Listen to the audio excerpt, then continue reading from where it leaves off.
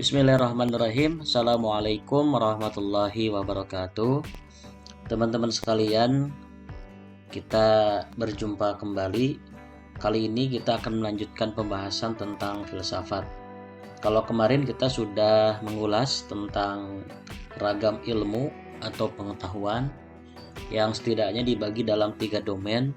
Yang pertama ada domain sains yang dapat dilakukan dengan riset dan mesti terbukti secara empiris.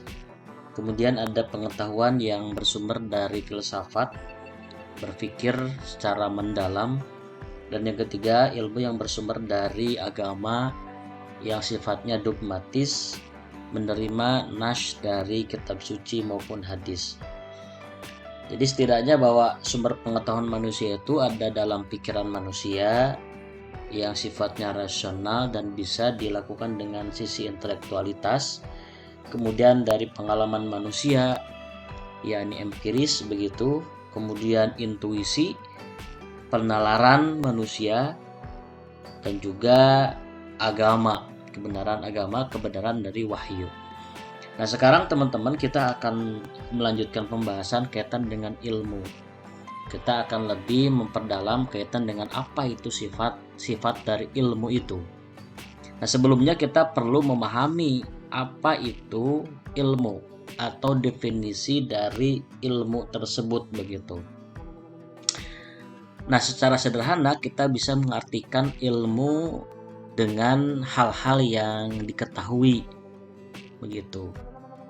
Atau dalam pengertian yang lebih kompleks bahwa ilmu itu adalah akumulasi dari pengetahuan-pengetahuan yang disistematisasikan. Begitu. Nah, sistematis di sini tentu saja diikat oleh satu kesamaan cara kerja yang disebut dengan metodologi begitu.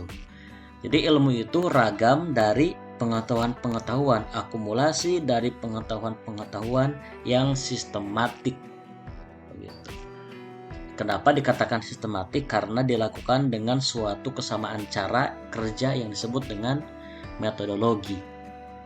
Kalau kita mengutip pendapat Ralph Ross, dikatakan bahwa ilmu itu science empirical, rational, general, and cumulative, and is all for once.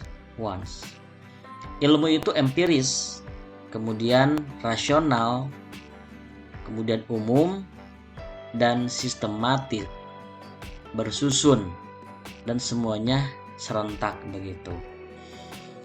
Nah, ini yang kemudian masuk dalam kategori sifat-sifat dari ilmu tersebut. Bagaimana kemudian cara kerjanya? Nah, kita bisa mempelajari diagram berikut ini atau alur berikut ini. Yang pertama, ilmu itu berangkat dari sensation atau kita bisa mengartikan dengan penginderaan. Begitu. Penginderaan ya tentu saja dengan pengumpulan dan perbandingan data begitu yang dilakukan oleh panca indera. Diukur, kemudian ditimbang, dihitung, yang bisa dilakukan dengan panca indera. Lalu kemudian berakhir pada logical, kesimpulan yang logis. Begitu. Logis itu artinya sesuai dengan data, fakta, dan juga sisi intelektualitas dan sisi rasionalitas dari seorang manusia. Lalu kemudian verification empirik, diverifikasi atau diuji dengan pengamalan empirik. Nah, uji-uji itu sejatinya kemudian kita sebut dengan eksperimen begitu. Nah, eksperimen ini awalnya itu akan diawali dengan hipotesis atau praduga. Dan praduga ini hanyalah titik tolak pertama yang mesti diubah dan diganti kalau memang ternyata ada kekurangannya atau salah begitu.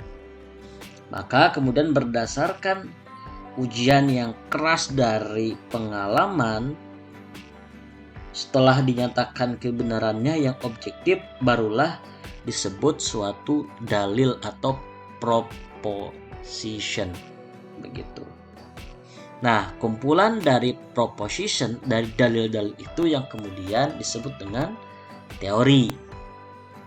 Nah, ini alur yang bisa kita pahami sebagai kerangka dari ilmu.